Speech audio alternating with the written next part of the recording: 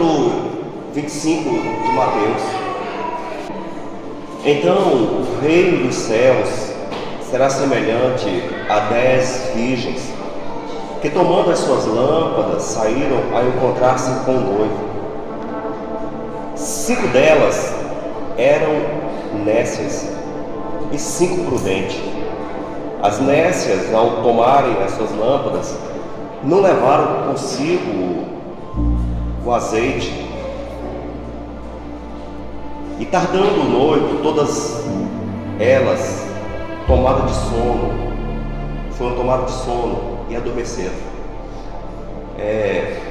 Jesus, ele compara a sua vinda com o casamento judaico da época antiga. Como funcionava? O noivo marcava o dia, do casamento, e no dia ele se preparava todo. Ele ia até a casa da noiva e lá ele recebia a noiva dos braços, dos pais da noiva.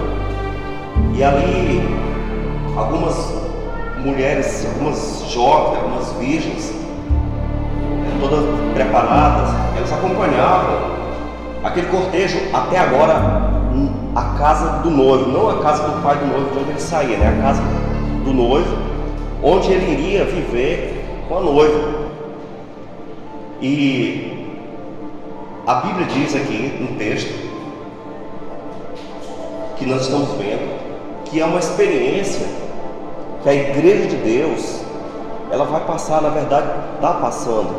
E tem um texto aí que foi publicado na revista Adventista, numa das revistas adventistas da época, de 1908,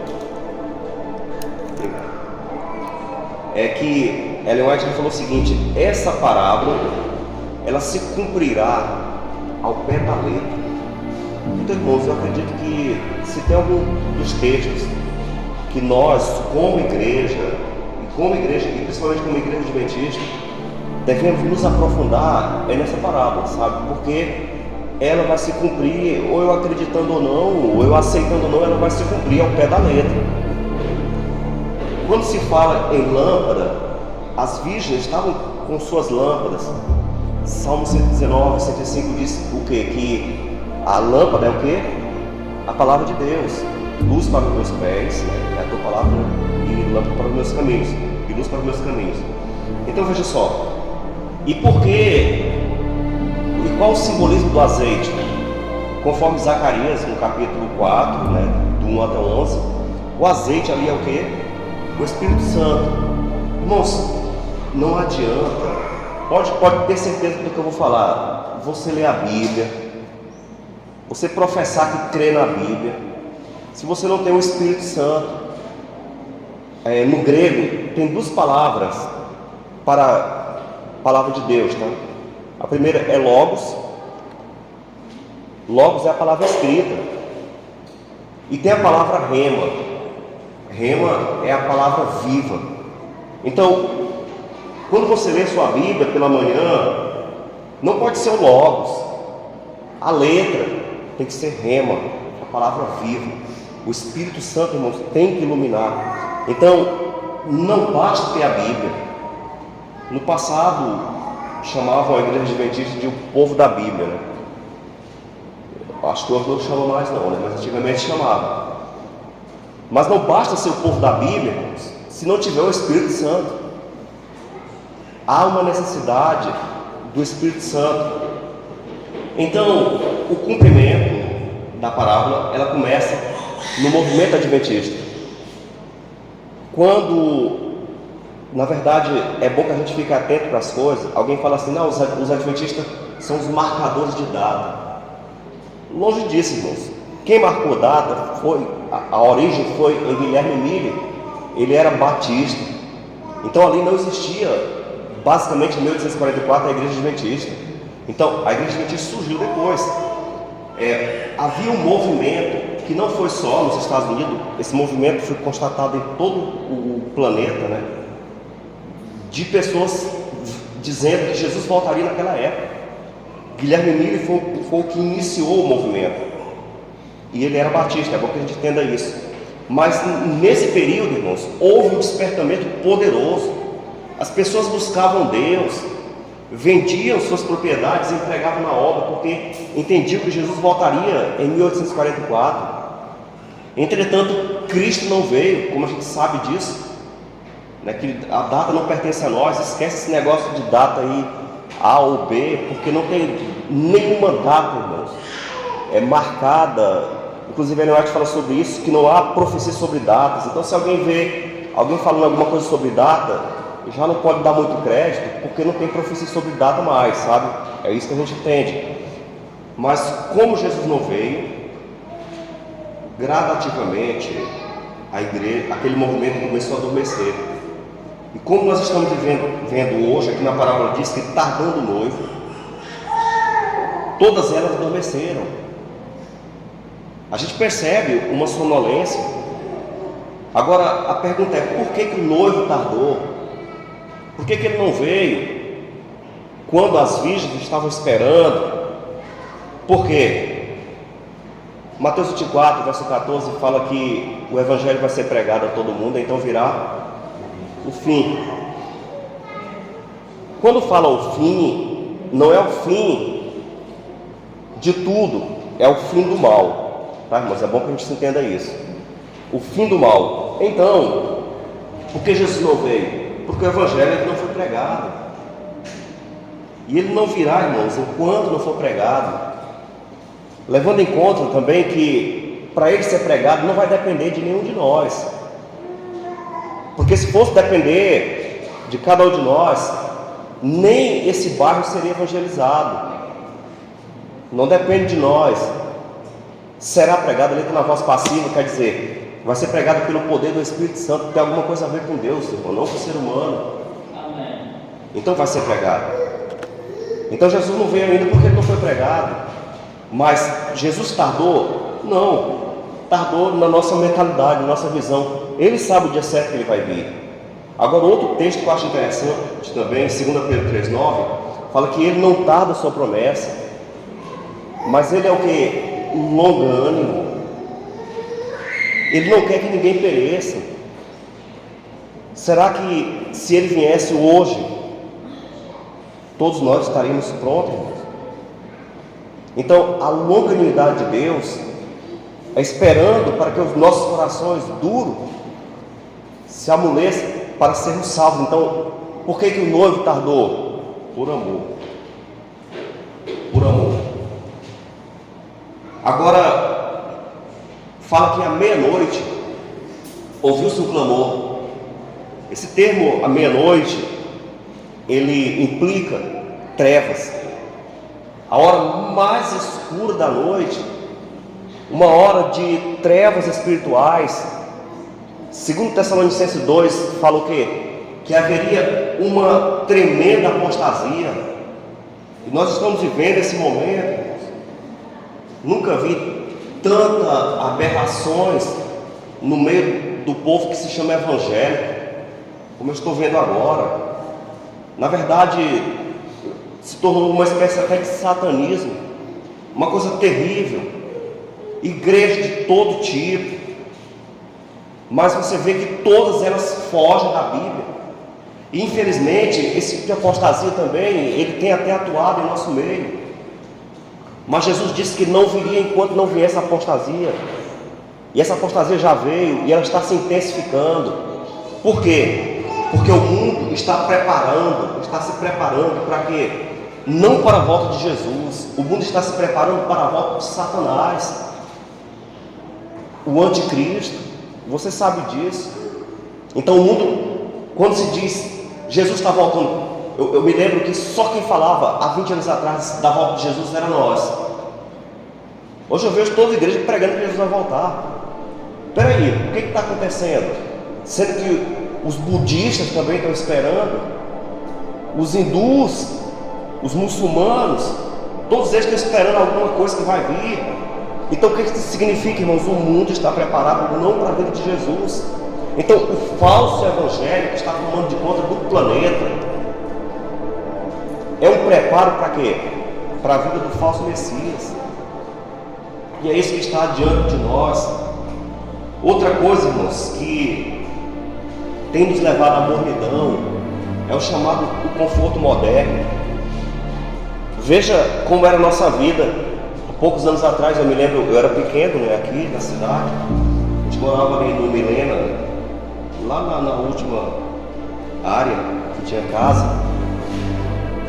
E eu ia caminhando, né, para a escola. Acho que era 2 quilômetros. E pensa numa dificuldade, sabe? Era terrível, longe.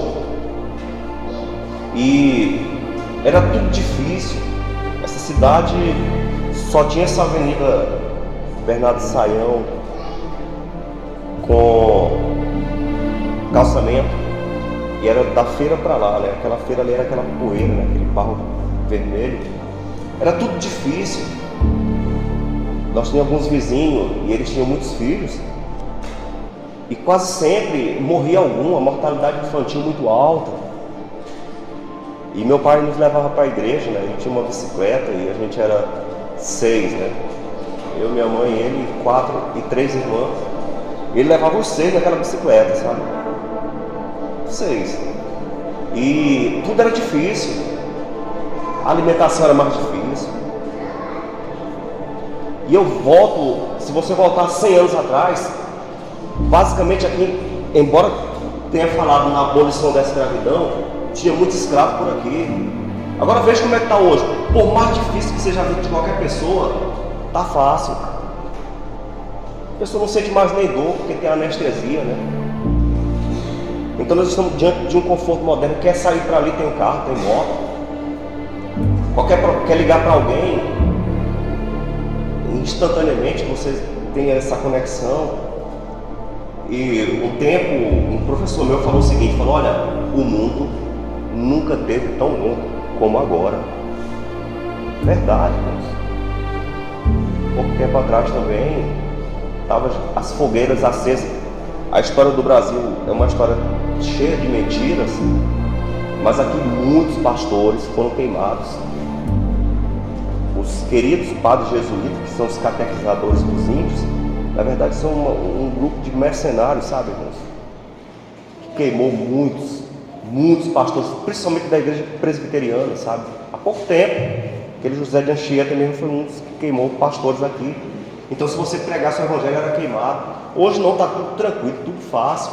E isso, infelizmente, nos leva a essa sensação de comodismo e de falsa segurança. E isso também contribui para a mornidão, para essa sonolência, para essa tranquilidade, que não é o momento para isso. E outro ponto também, irmãos, que eu vejo aqui interessante, Apocalipse 3:20, talvez você não atentou para aquilo. Eu já li muito aquele texto para quem não é cristão. Eis que estou à tua porta e bato. Falou, Jesus está batendo a tua porta, ele quer entrar. Só que aquele texto ali não é para quem não é cristão, irmãos, aquele é para a igreja de Laodiceia. O que está dizendo? Qual a figura que a gente percebe ali? Inclusive tem até uma imagem aí dessa forma, Jesus batendo na porta e os cristãos fazendo culto lá, orando, né? A família, o pai, a mãe, os filhos de joelho fazendo culto, Jesus do lado de fora. Esse é o nosso retrato, irmãos. A nossa comunhão com Deus não está como deveria, porque Cristo está do lado de fora. Ele bate a porta. Então tudo isso é a razão do sono, da mornidão, irmãos. E quando fala, aí vem o noivo, a qualquer momento nós vamos ouvir isso. Tem um texto que me deixa assim, muito intrigado, onde Ellen White fala o seguinte: uma terrível surpresa. Eu não sei que surpresa vai ser essa. Eu não sei se será a manifestação do falso Messias, ou alguma outra coisa terrível que vai vir. Eu não sei, mas fala que é uma terrível surpresa. E a qualquer momento a igreja vai se despertar, assim como aquelas 10 virgens se despertaram. E eram 10, 5 estavam perdidas. Existe aí o que nós chamamos de a igreja triunfante e a igreja militante. Todo mundo é crente. Quando eu olho aqui para os irmãos, eu vejo, na minha visão, está todo mundo salvo. Todo mundo, aparentemente, são bons cristãos. Mas a visão de Deus é outra. Quando eu olho, eu vejo todos salvos, Deus olha, Ele pode ver uma divisão entre salvos e perdidos. Então, irmãos, existe também a igreja, que é o povo, e existe também a igreja, que é a instituição. Mas vai chegar um momento que vai se dividir. Vai chegar um momento, irmãos, que vai ficar a igreja militante, ou melhor, a igreja triunfante. Vai haver essa separação, assim como houve entre aquelas virgens, entre aquelas 10 virgens. E o detalhe, irmãos, é que 5 delas estavam sem o quê? Sem o azeite. Elas tinham a lâmpada, todas elas tinham a Bíblia, todas elas iam para a igreja, todas elas cantavam na igreja, todas elas oravam em casa, praticavam todas as atividades religiosas, os rituais que temos. Mas o detalhe é que não basta isso tudo. Há uma necessidade de quê? Do Espírito Santo. Eu sei que nós temos a ideia de que o selo de Deus é o sábado. Mas a Bíblia diz o seguinte, né? No livro de Efésios, no capítulo 1:13, que o selo de Deus é o Espírito Santo. E no livro de Efésios 4:30 fala que o selo de Deus é o Espírito Santo. Então seria muito fácil. Eu guardo o sábado, então eu vou ser salvo. Não adianta, irmãos. Veja no passado, a elite religiosa dos judeus se perderam, quase todos, e guardavam o sábado muito mais rigorosamente do que todos nós aqui.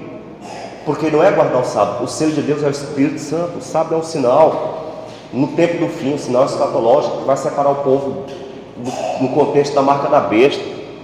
Mas o detalhe é que você precisa ter o Espírito Santo. E no livro de Efésios deixa claro que esse Espírito Santo, para mim receber, não é que Deus vai fazer um milagre igual os pentecostais imaginam, que eles chegam na igreja, passam a semana toda na bagunça, fazem o que querem, e chega lá um pastor lá e ora, e eles recebem o Espírito Santo e cai.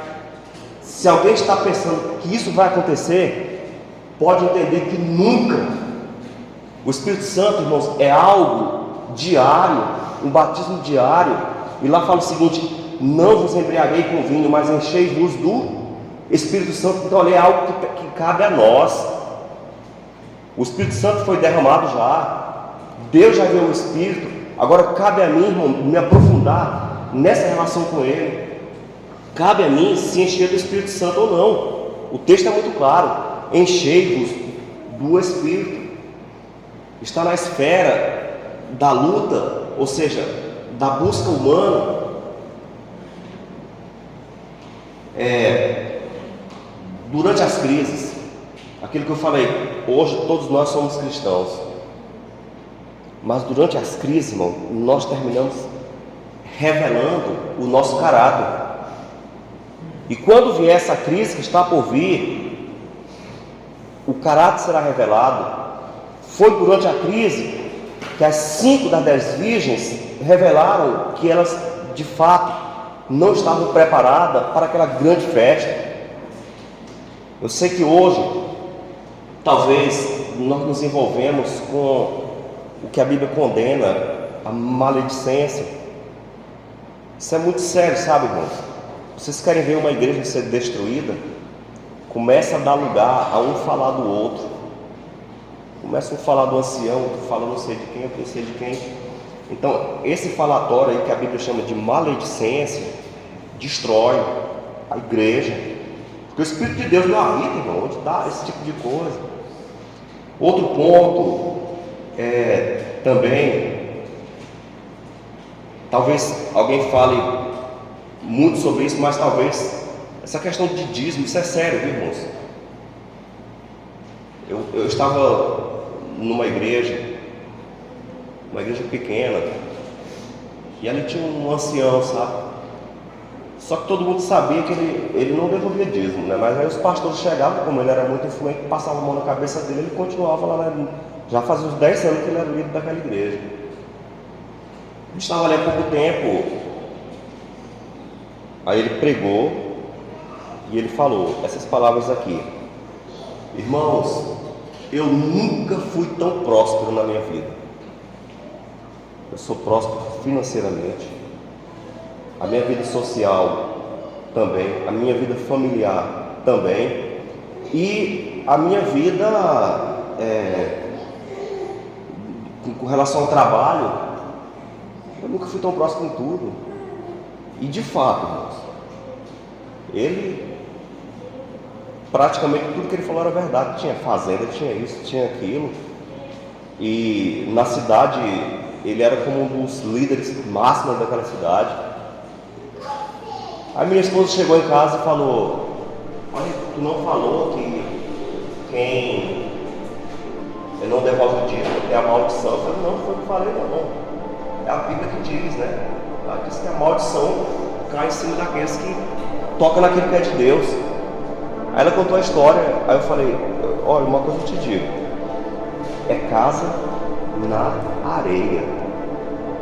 Só tem, irmãos, segurança quem serve a Deus. Amém. Com integridade. Não adianta quem é seguro. Irmãos, pouco tempo depois,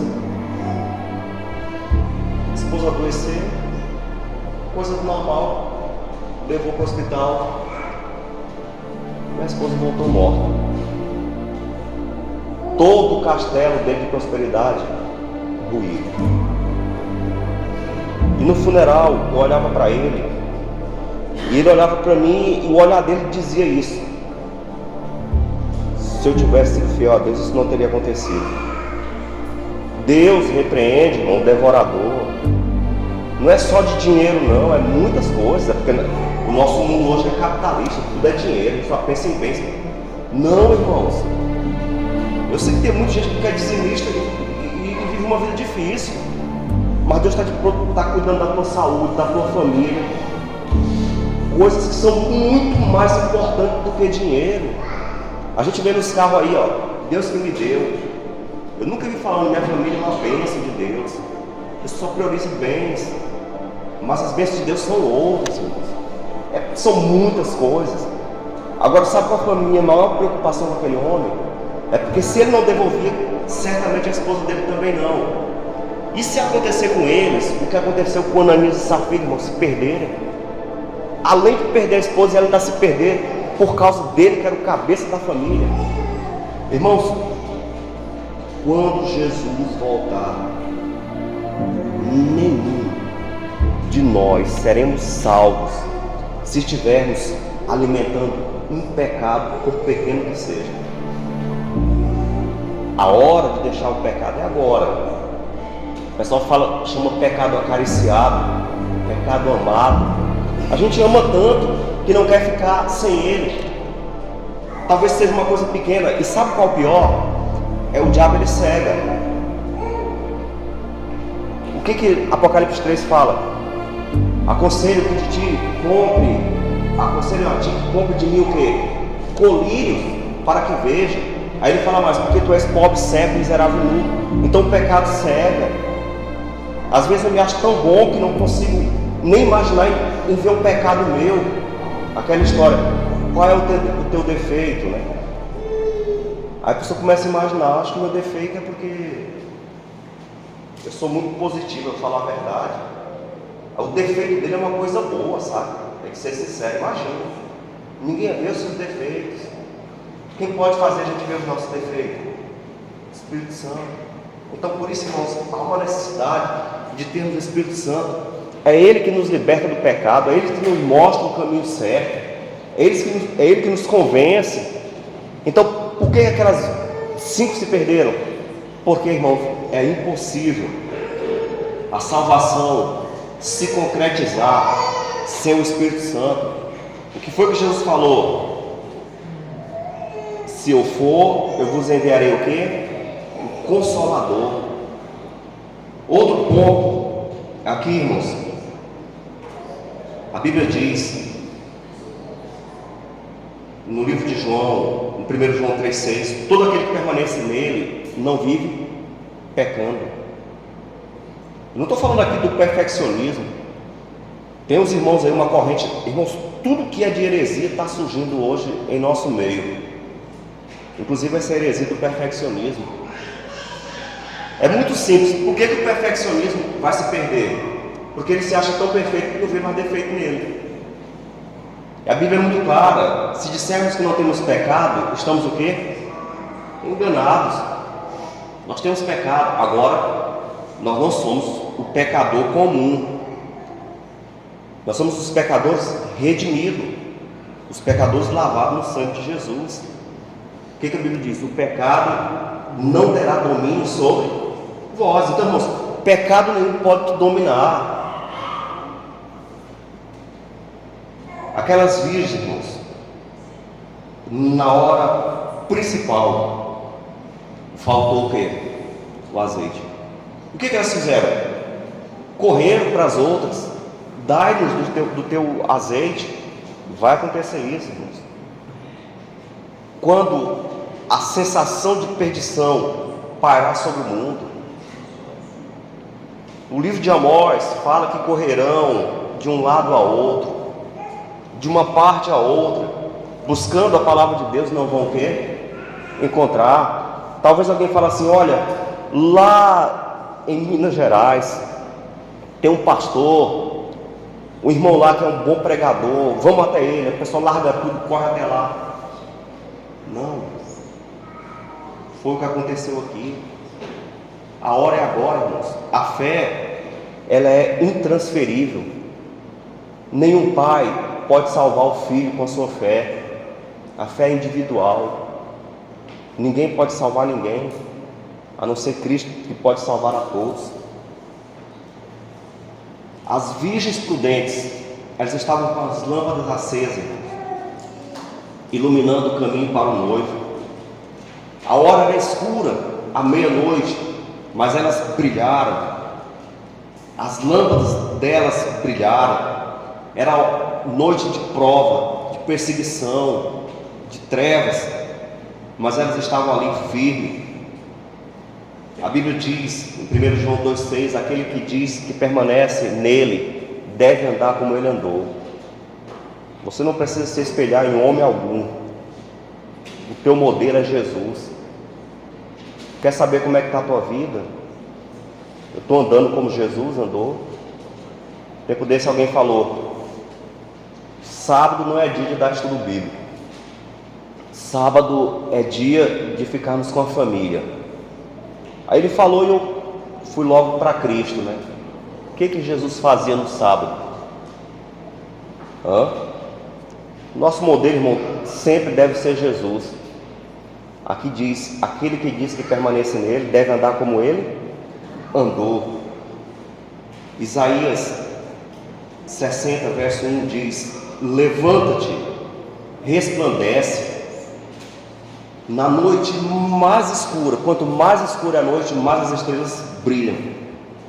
A escuridão está chegando aí no momento, irmão, mais intenso. E Deus está chamando o seu povo para quê? Levanta-te, resplandece. Por enquanto, nós estamos semelhantes à igreja de Atos. No capítulo 1, Jesus disse: não vos ausentei de Jerusalém. Olha só, não vos ausentei de Jerusalém, mas esperai a promessa do Pai. Derramarei sobre vós o meu Espírito. Olha só o que a Bíblia estava dizendo: e vocês serão minhas testemunhas em Jerusalém, Judeia, Samaria e até os confins da terra. Mas leia a Bíblia lá em Atos, como é que eles estavam? Receberam o Espírito Santo. No lugar de irem para a Judeia, no lugar de irem para a Samaria e para os confins da terra, eles ficaram só em Jerusalém. Vida tranquila, irmãos. Vida cômoda. Vocês querem saber? Pensa aqui, por que quase ninguém aqui dá estudo bíblico? Por que quase ninguém? O irmão falou muito bem sobre a classe bíblica. Por que ninguém abre a classe bíblica em sua casa? Por que as pessoas não querem fazer isso? Porque o evangelho não é fácil, não. Não é fácil pregar, não. Mas as pessoas preferem a zona cômoda, aquela vida cômoda, a zona de conforto. E assim estavam os discípulos, inclusive os apóstolos, em Jerusalém. Batizou 3.000, batizou 5.000, e só crescendo o número, se multiplicando, e todo mundo louvando a Deus, indo no templo, glorificando a Deus. Mas de repente, o que foi que aconteceu?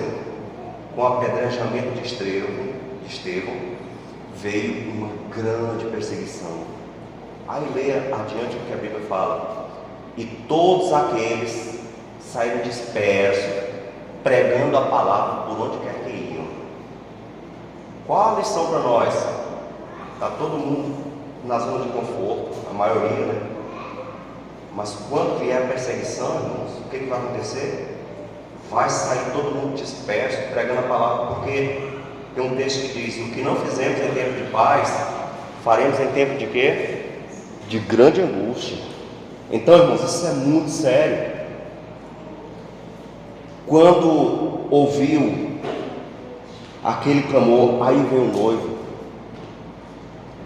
saíram, iluminaram. A igreja de Deus, ela tem essa característica principal. A igreja de Deus, irmãos, ela está levando a luz para aqueles que estão em trevas, para aqueles que estão na escuridão. É fácil? É não.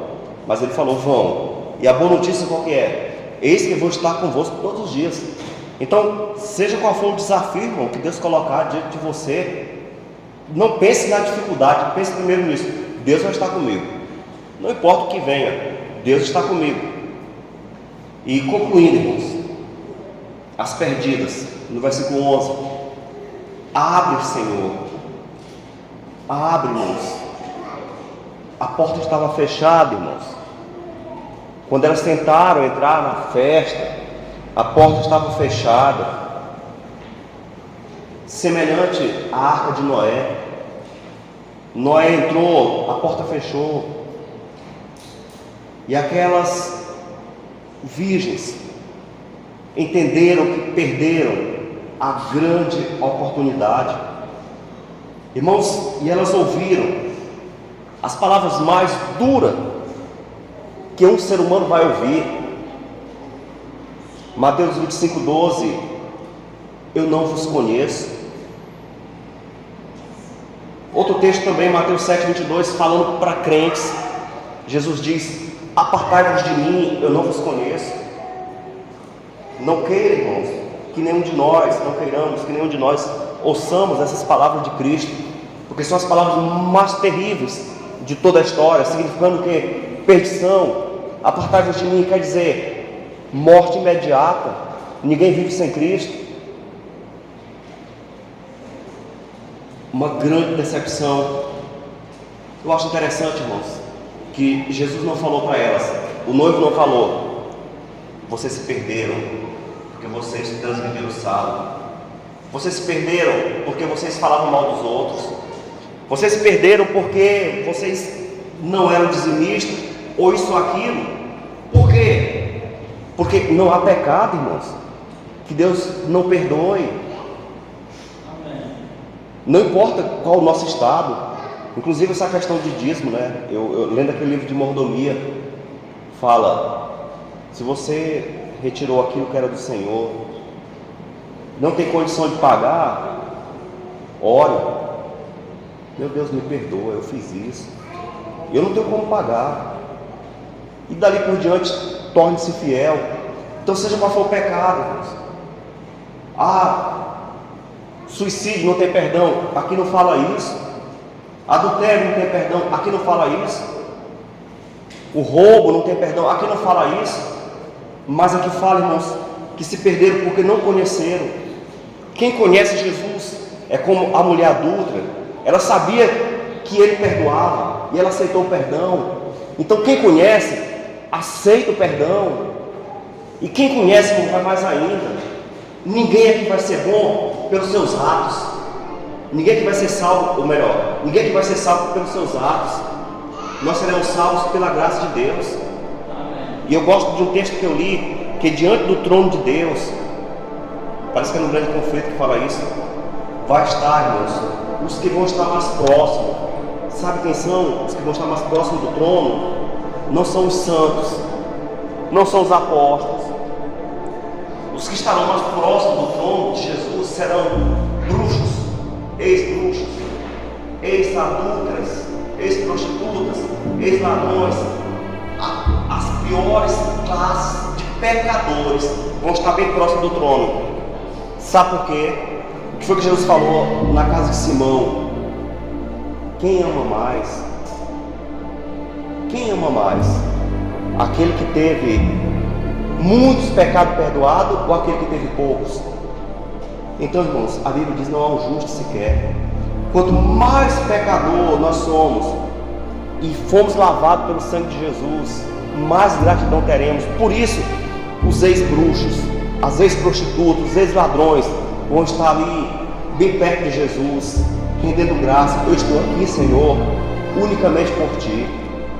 Amém. Irmãos,